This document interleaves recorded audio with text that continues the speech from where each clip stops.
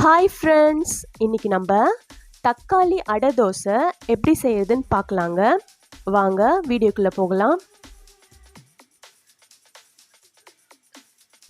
தக்காளி அடைக்கு தேவையான பொருட்கள் பார்க்கலாம். இட்லி அரிசி 1 கப் எடுத்து வச்சுருக்கேன்.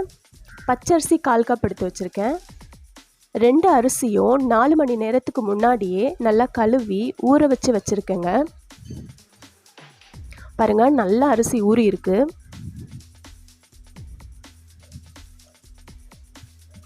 துவரம்பருப்பு 1/2 கப் எடுத்திருக்கேன். அது 1 மணி நேரம் ஊற வச்சா போதுங்க.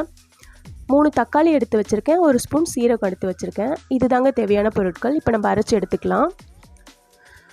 அரிசியை தண்ணியை வடிகட்டிட்டு மிக்ஸி ஜாரில் சேர்த்துக்கலாங்க. 4 காஷ்மீரி மிளகாவை ஊற வச்ச அரிசியிலேயே நான் 1 ஹவர் முன்னாடி போட்டு வச்சுருக்கேங்க. அதையும் சேர்த்துக்கலாம். அப்போ தான் மிளகாய் நல்லா அரைப்படும். ஊற வச்ச துவரம்பருப்பையும் சேர்த்துக்கலாம். 1 ஸ்பூன் சீரகம் சேர்த்துக்கிறேங்க. இதை நம்ம அரைச்சிட்டு வந்துடலாம். பாருங்கள், ஓரளவுக்கு அரைப்பட்டிருக்கு. இப்போ நம்ம தக்காளியை சேர்த்துக்கலாம். நான் 3 தக்காளி சேர்த்துக்கிறேன்.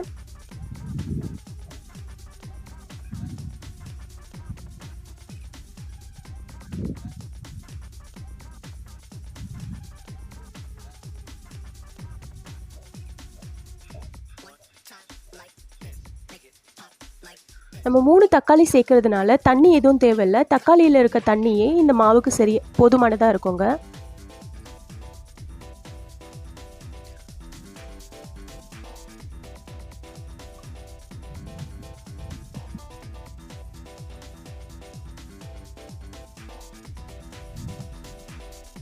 அவ்வளோதாங்க, நல்லா பேஸ்ட்டாக அரைச்சிட்டு வந்துடலாம்.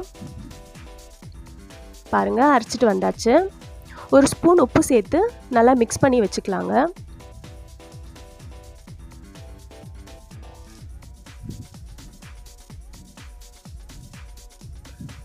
ஒரு 1 ஹவர் இந்த மாவை மூடி வச்சிடலாங்க. அதுக்கப்புறம் தோசை சுட ஆரம்பிச்சிடலாம். பாருங்கள், 1 ஹவர் ஆகிருக்கு. இப்போ நான் 2 வெங்காயம் பொடியாக கட் பண்ணி வச்சுருக்கேன். அதை சேர்த்துக்கிறேன். கொஞ்சம் கொத்தமல்லி தழை சேர்த்துக்கிறேங்க. நல்லா மிக்ஸ் பண்ணிக்கலாம்.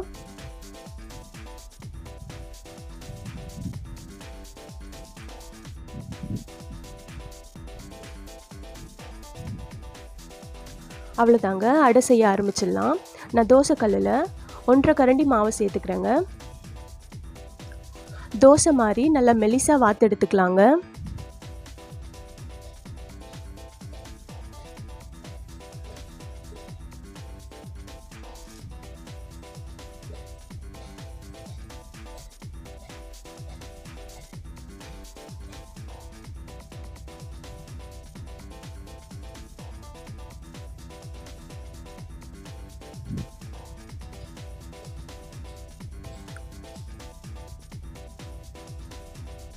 நான் 1/2 ஸ்பூன் நெய் சேர்த்துக்கிறேன்.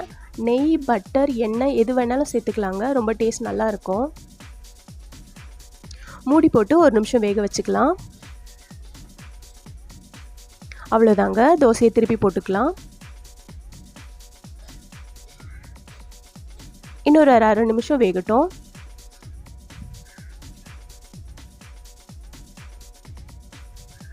அவ்வளோதாங்க, ரெடி ஆகிடுச்சு. இதே மாதிரி நம்ம எல்லா தோசையும் சுட்டு எடுத்துக்கலாம்.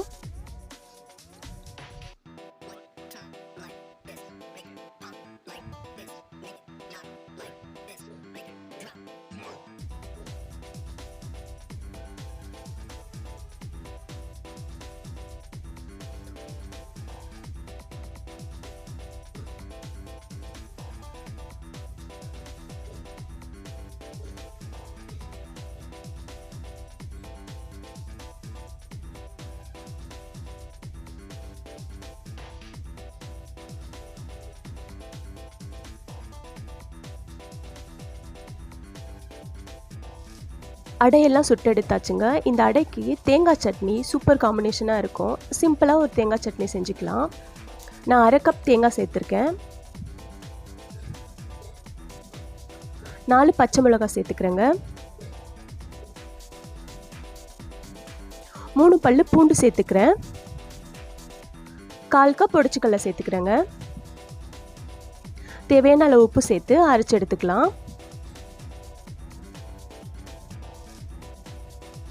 அவ்வளோதாங்க, அரைச்சு எடுத்தாச்சு.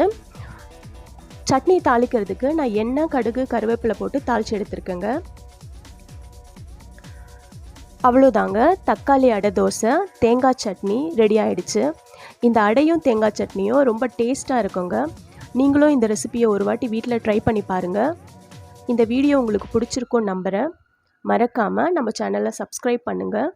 பெல் ஐக்கான் கிளிக் பண்ணி ஆல் கொடுத்துக்குங்க. தேங்க்யூ.